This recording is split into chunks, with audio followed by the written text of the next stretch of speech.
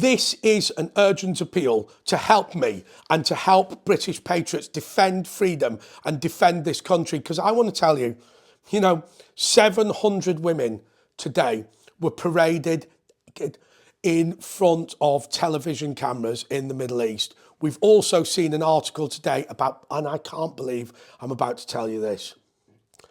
If you were guilty of a grooming gang offence, then you received half the sentence of those people who protested in Southport. This is an appeal on Easter for you to help us fight back, and I'm going to explain how we're going to do it. Hello everyone, this is Andre Walker. Thanks so much for watching this. Please do subscribe, but hit the bell notification icon. That's the best way to absolutely guarantee you get all of my videos as soon as they are released. Okay, I'm going to admit something. This is a financial appeal, right? But hear me out, even if you're really angry about financial appeals because you've heard so many of them.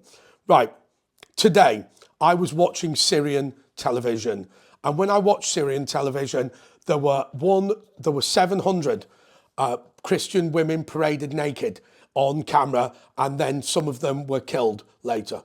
Horrendous situation to be in. Similarly, I've also seen an article today which I think is unbelievable, which looked at the sentences for people who had been offensive, and they were offensive during the Southport situation, but also comparing that to the people that had been done for the R of children, and looking at that, seeing that it's 50%.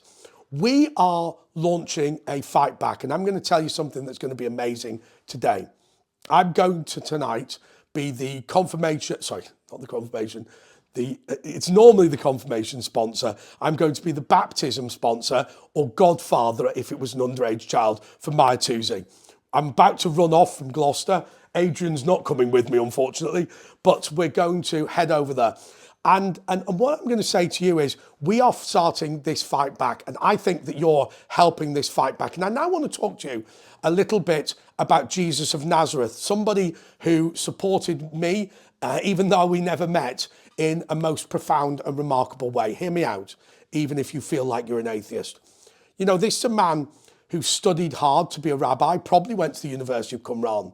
And when he arrived back aged 30 to Jerusalem, he saw the way that society had been bastardized by the political and religious authorities. There was no longer any interest in defending the people. There was only an interest in creaming off from the quango that existed, which was the money changers in the temple. Jesus of Nazareth turned over the tables of the moneylenders in the same way that Rupert Lowe, in the same way that Ben Habib, in the same way that Maya Toosey, in the same way that Nigel Farage was attempted to turn over the tables of the moneylenders of the European Union and the financial vested interests of these. This man turned around and said, we need to return to our first principles. Hey, listen, if Caesar wants money, give money to Caesar. Doesn't bother me. But what are we doing for the people? Oh, I'll tell you what we're doing. He who is without sin is casting the first stone, right? He who is with sin is casting the first stone, saying to people that we're no longer bothered about defending our families. We're no longer bothered about defending our community. We're only bothered about fighting for our own financial interests. And if it takes stoning an adulteress to death whilst we've got our hand in the till at the temple of King Solomon, then we're happy to do that. And I suppose my point is this. On this day, Jesus was supposed to have been dead, having been put to death on Good Friday.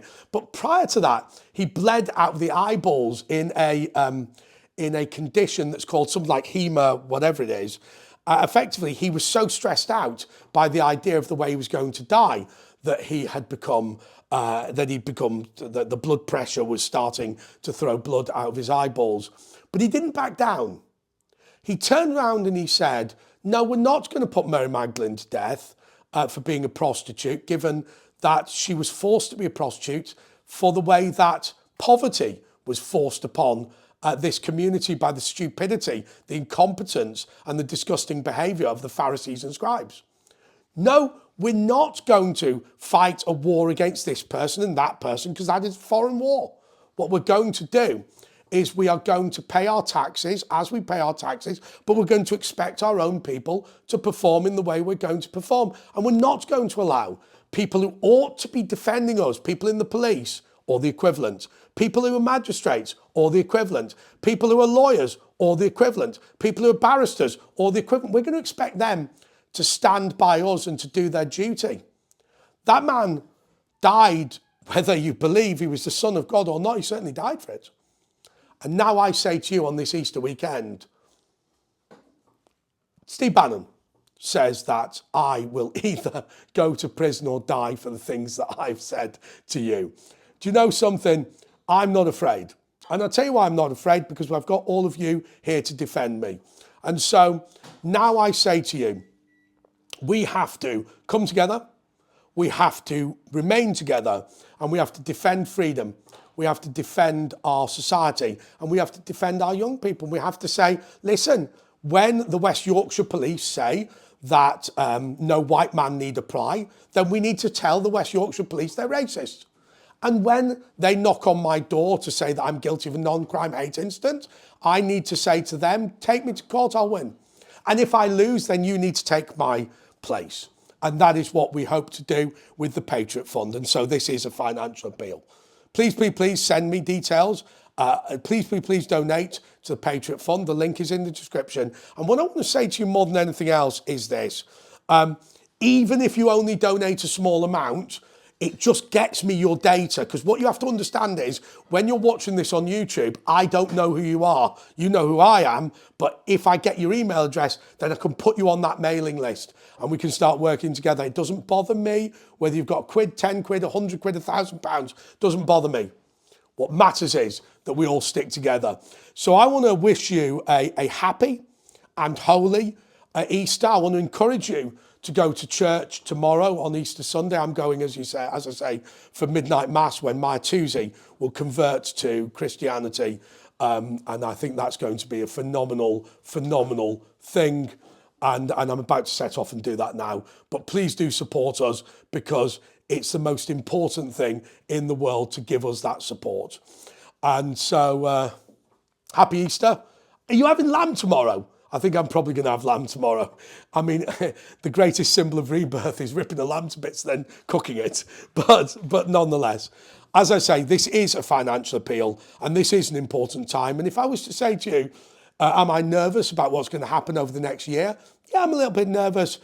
Do I believe that I will survive it? I don't know whether I'll survive it. I think anybody, as Steve Bannon says, who doesn't expect to be either in prison or dead by the end of this is a fool.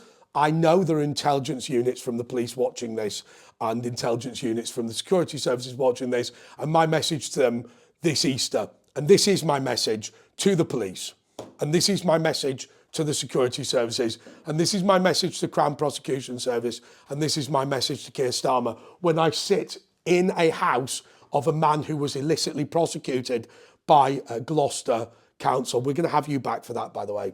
My answer is simply this: fuck you, war. Until next time, goodbye.